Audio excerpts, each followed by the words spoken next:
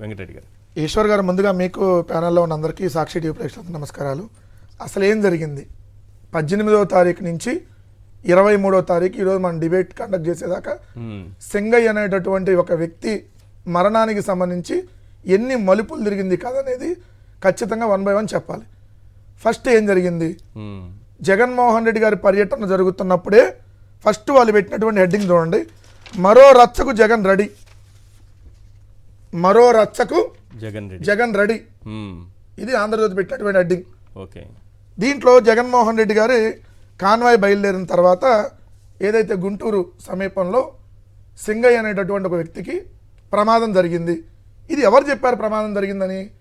సాక్షాత్తు గుంటూరు ఎస్పీ, ఎవరైతే ఎస్పీగా ఉన్నటువంటి సురేష్ గారు, ఆయన ఇచ్చినటువంటి ఒకసారి ప్రకటన, సతీష్ గారు ఆయన ఇచ్చినటువంటి ప్రకటన చూస్తే, ఈ రోజు మాజీ ముఖ్యమంత్రి జగన్మోహన్ రెడ్డి పల్నాడు జిల్లా సత్తెనపల్లి నియోజకవర్గం రెంటపాల గ్రామం పర్యటనకు వెళ్తుండగా ఉదయం 10:35 సమయంలో NH-16 ఏటుకూరు బైపాస్ దగ్గర భారత్ పెట్రోల్ బంక్ ఎదురుగుండా హైవేపై జగన్ గారి కాన్వాయ్ వచ్చే సమయానికి పత్తిపాడు నియోజకవర్గ సమన్వయకర్త బలసాని కిరణ్ కుమార్ పిలుపు మేరకు అన్ని మండలాల కార్యకర్తలు, మండల నాయకులు లాల్పురం గ్రామం సమీపంలో ఉన్న పార్టీ కార్యాలయానికి వచ్చి అచ్చటి నుండి 300 మంది వరకు నడుచుకుంటూ ఆంజనేయ స్వామి విగ్రహం దాటి పై ప్రదేశానికి వచ్చారు.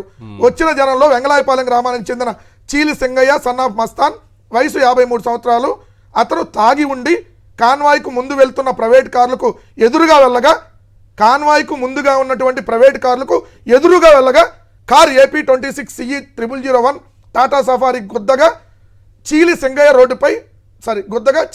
ఇంటి పేరు చీలి సింగయ్య రోడ్డుపై పడిపోయాడు. అతనికి రక్త గాయాలైనవి.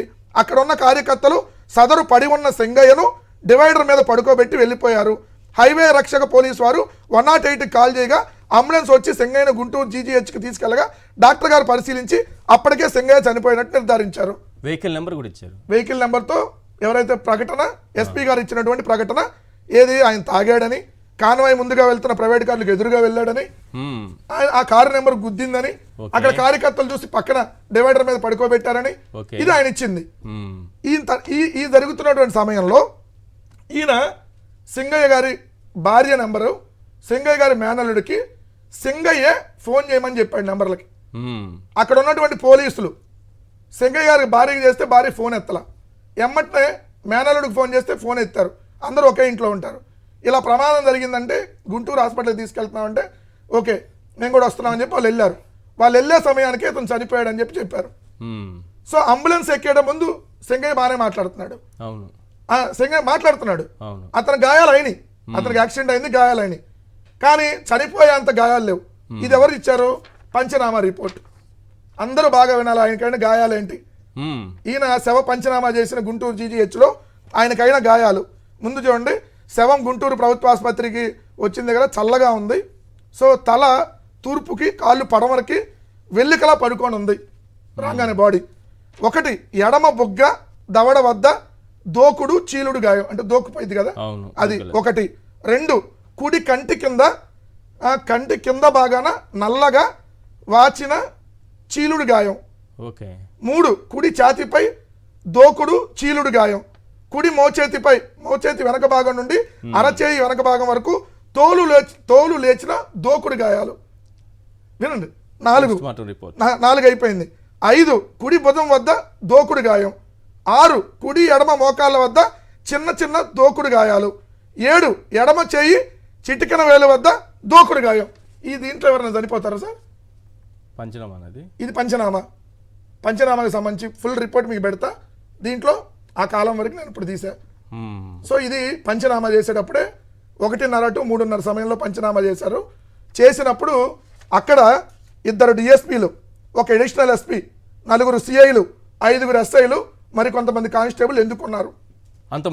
అంతమంది ఒక సామాన్య కార్యకర్త పంచనామా కోసం 2 DSPలు ఎందుకు వచ్చారు? 1 అడిషనల్ SP ఎందుకు వచ్చాడు? 4 CIలు, 5 SIలు ఎందుకున్నారు? ఉండి ఆ కుటుంబ సభ్యుల్ని జగన్మోహన్ రెడ్డి గారి వాహనం వల్లే చనిపోయాడని చెప్పి మేము రాసాం, సంతకం పెట్టమంటే ఈ లోపే వైఎస్ఆర్ కాంగ్రెస్ పార్టీకి సంబంధించిన నాయకులు వెళ్ళారు. తర్వాత అంబటి రాంబాబు గారు కూడా వెళ్ళారు. లోపలికి అలౌ చేయాల. ఆయన హాస్పిటల్లో మీరెవరిని అలౌ చేయడానికి వెళ్ళాడు.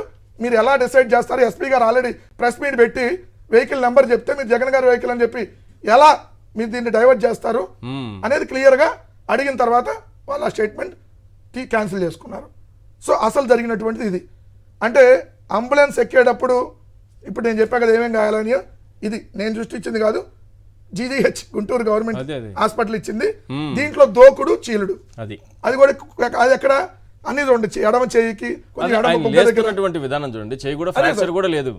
దానిలో ఎలా చనిపోయాడు అంటే 35 నిమిషాల పాటు అతన్ని అసలు అంబులెన్స్ లోకి తీసుకెళ్ళనీయకుండా అడ్డుకున్న ఏఎస్ఐ రాజశేఖర్కి ఎవరి నుంచి ఆదేశాలు వచ్చినాయి? ఏఎస్ఐ రాజశేఖర్కి ఎవరి నుంచి ఆదేశాలు వస్తే 35 నిమిషాలు ఒక వ్యక్తి యాక్సిడెంట్ అయితే అతన్ని కారులో తీసుకెళ్తామని చెప్పి అక్కడ ఉన్న వైఎస్ఆర్ కాంగ్రెస్ పార్టీ కార్యకర్తలు అంటే లేదు అంబులెన్స్ వచ్చేదాకా ఆగాల్సిందే. ఏఎస్ఐ రాజశేఖర్ కూడా కారులో వచ్చి హాస్పిటల్కి తీసుకెళ్తే ఈలో బతికేవాడు కదా, లేదంటే అంబులెన్స్ లో ఎక్కేదాకా బాగున్నటువంటి వ్యక్తి ఏమంటే అంబులెన్స్ దిగగానే ఎలా చనిపోయాడు? ఏఎస్ఐ పేరు చెప్తున్నారు, ఏఎస్ఐ రాజశేఖర్. ఏఎస్ఐ రాజశేఖర్ 35 నిమిషాల పాటు అతను తీసుకొని వెళ్ళకుండా ఎందుకు అడ్డుపడ్డాడు? దీనికి స్ట్రైట్ గా ఏఎస్ఐ రాజశేఖర్ చెప్పాలి, ఈ ప్రభుత్వం సమాధానం చెప్పాలి. రెండు, మీరు ఆరోపిస్తున్నట్టుగా జగన్ వాహనమే ఢీ కొట్టిందని మీరు ఆరోపిస్తున్నారు కదా, మరి ఎస్పీ గారు మరి ఆ వెహికల్ నెంబర్తో ఇదిగోండి క్లియర్గా నేను పత్రికా ప్రకటన మీకు చదివి వినిపించా. ఎదురుగా వస్తున్నటువంటి వాహనాన్ని ఆయన ఎదురుగా వెళ్ళాడు, ఎదురుగా అది గుద్దింది, డివైడర్ మీద పడుకోబెట్టారన్నారు. పెట్టినప్పుడు మరి ఇప్పుడు ఇది ఎలా వచ్చింది? 18 రాలా, 19 రాలా, 20 రాలా, 21 రాలా, 22 ఉదయం ఆంధ్రజ్యోతి ఈనాడులో రాగానే ఈ వీడియో బయటకు వచ్చింది. అంటే ఎట్లా వచ్చింది మీరు ఒకసారి చూడండి సార్ పత్రికా ప్రకటన, ఎందుకంటే ప్రజలకు కూడా తెలియాలి కాబట్టి. ముందు వీళ్ళు రాసింది సెంగైను ఢీ కొట్టింది దేవినేని అవినాష్ అనుచరుడు వాహనమే.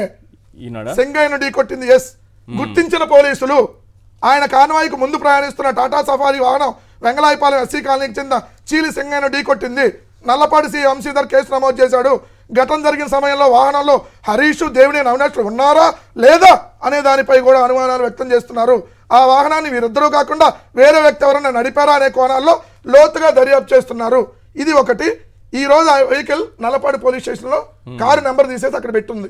ఈ రోజు కూడా సఫారీ వెహికల్ వాళ్ళిద్దరు ఆల్రెడీ పిలిపించారు స్టేషన్ కి. వాళ్ళని పిలిపించారు, పూచీకత్తు మీద వాళ్ళని విడుదల చేయడం కూడా జరిగింది. పిలిపించారు, పూచీకత్తు మీద విడుదల చేయడం కూడా జరిగింది. రెండవది కేసు నమోదైంది కదా, ఆ వెహికల్ నిర్ధారించారు కదా, పూచీకత్తు మీద వదలారంటే పూచీకత్తు మీద వదలరు.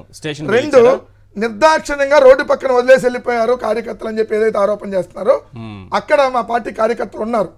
ఆ కార్యకర్తలు అతను ఆదుకున్నారు. అప్పుడు వాళ్ళు తీసుకెళ్తుంటే ప్రైవేట్ వాహనాల్లో తీసుకెళ్దామన్నా పోలీసులు ఒప్పుకోలే.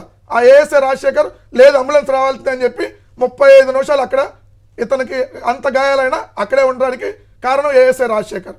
మూడు, ఏదైతే ప్రాణం పోతున్నా పట్టించుకోవట్లేదని మీరు ఆరోపణలు చేశారు కదా, నేను క్లియర్ గా అడుగుతున్నా. జగన్మోహన్ రెడ్డి గారికి ఆ ఇన్ఫర్మేషన్ రిటర్న్ లో వచ్చేటప్పుడు తెలిసింది.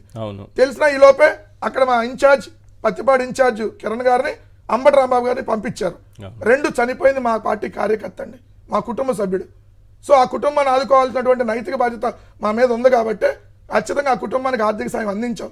వాళ్ళు బలవంతంగా ఇది చాలా మంది సార్ ఈ రోజు కూడా ఎల్లో మీడియా వాళ్ళ ఇంటికి వెళ్ళింది. ఈ రోజు కూడా ఎల్లో మీడియా వాళ్ళ ఇంటికి వెళ్ళింది. అంత ప్రేమ వచ్చింది వెళ్ళి చెప్పండి జగన్ చంపించాడని చెప్పండి. ఆ రోజు కూడా హాస్పిటల్ అదే జగన్ గారి వాహనం అని చెప్పండి. ఏం తెలిసిందండి? వాళ్ళ భార్య అక్కడ ఇంట్లో ఉంది, వాళ్ళ మేనల్లుడు అక్కడ ఇంట్లో ఉన్నాడు.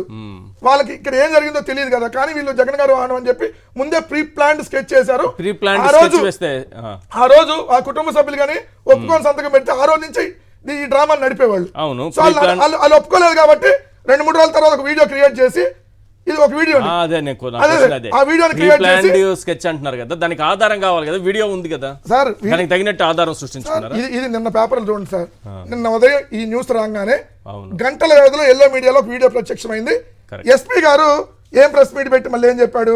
సోషల్ మీడియాలో వైరల్ అవుతున్నటువంటి వీడియో మీద సెక్షన్లు మార్చి మరీ కేసులు పెట్టాం. సోషల్ మీడియా అసలు మనం పోలీసులేనా సార్? దాని పోనీ అయ్యా గౌరవ ఎస్పీ గారు, ఫోరెన్సిక్ గౌరవ ఎస్పీ గారు సోషల్ మీడియాలో ఒక వీడియో వస్తుంది, అదే మాట చెప్పారా? ఇదిగోండి, మాజీ ముఖ్యమంత్రి వాహనం కింద సంగయ్య పడినట్లు వీడియో వైరల్ అయ్యిందని ఆ మేరకు సెక్షన్లు మార్చి కేసులు నమోదు చేసినట్లు ప్రకటించిన ఎస్పీ. కాదు సార్, కనీసం ఫోరెన్సిక్ చూడండి. ఈనాడు అనూహ్యంగా బయటకు వచ్చిన ఓ వీడియోలో ఆ రోజు ఏం జరిగిందో తెలిసింది. నిన్న ఉదయం రాశారండి. అనూహ్యంగా బయటకు వచ్చినటువంటి ఓ వీడియోలో యాడ్ నుంచి వచ్చింది అనూహ్యంగా అప్పటి వరకు లేదు, పేపర్లో వచ్చేంత వరకు. అనూహ్యంగా ఎక్కడి నుంచి తీసుకొని వచ్చారు ఈ వీడియోని? ఆ, ఆ వీడియో చూస్తే కరెక్ట్గా 7 సెకండ్లు అండి. మొత్తం వీడియో 7 సెకండ్లు అతను తలకాయ తిరిగిపోయింది, ఓకే. కానీ ఇక్కడ చూస్తే అక్కడెక్కడ ఆ గాయాలు లేవు. అవును అది మీరు క్లియర్ గా చూస్తే అర్థమైంది. అవును. సో తలకాయ ఇటున్నాడు, తలకాయ ఇటు తిరిగిపోయింది, అంటే మెడ మొత్తం ఇటు తిరిగిపోయింది, అంటే స్పాట్ డెడ్ లెక్క ప్రకారం అయితే. అవును. కానీ అక్కడ అవలా మ్మ్. అంటే మీకు క్లియర్ గా ఏంటి, జగన్ గారి కాన్వాయ్ కింద పడింది కాదు. 4000 కేజీల బరువు ఉన్నటువంటి వెహికల్ ఆ విధంగా పైకి ఎక్కి దిగితే బ్రతుకుతారా?